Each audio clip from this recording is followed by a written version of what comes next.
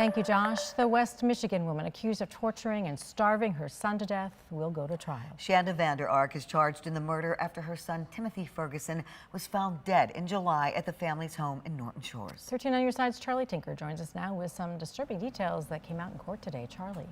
Well, Val, Juliet, the hearing went on for more than 3 hours with a series of disturbing all-new insights into the teen's murder. And I need support crap, and I'm ready to slam him into the ground.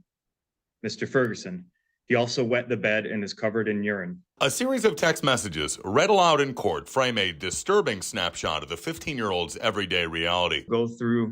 Throw some cold water on him as well.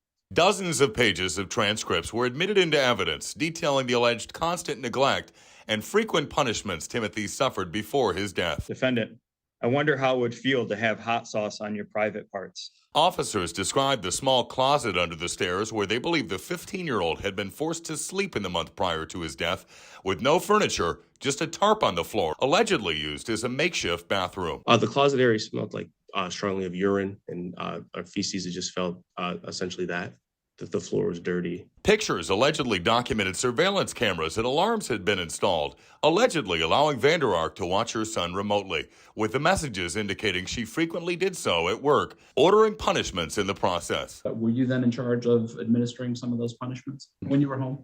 When informed to, yes. Older brother Paul Ferguson details the instructions he'd received. Did you at any point call the police to notify them that you were concerned about your brother's? No. Did you ever call a doctor? No.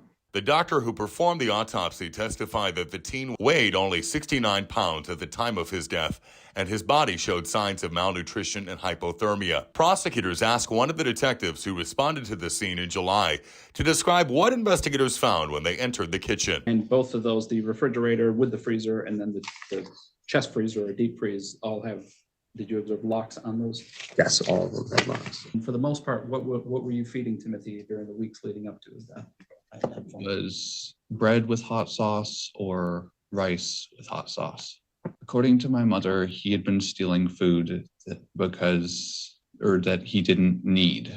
Timothy's believed to have had special needs, and text messages appear to show Vander Ark accused the teen of faking his behavior, ordering Paul to give the 15-year-old ice baths, including the day before his death, when prosecutors claimed Timothy was left in ice-cold water for more than 9 hours. This is not somebody who doesn't have the intellectual capability to properly care for their child.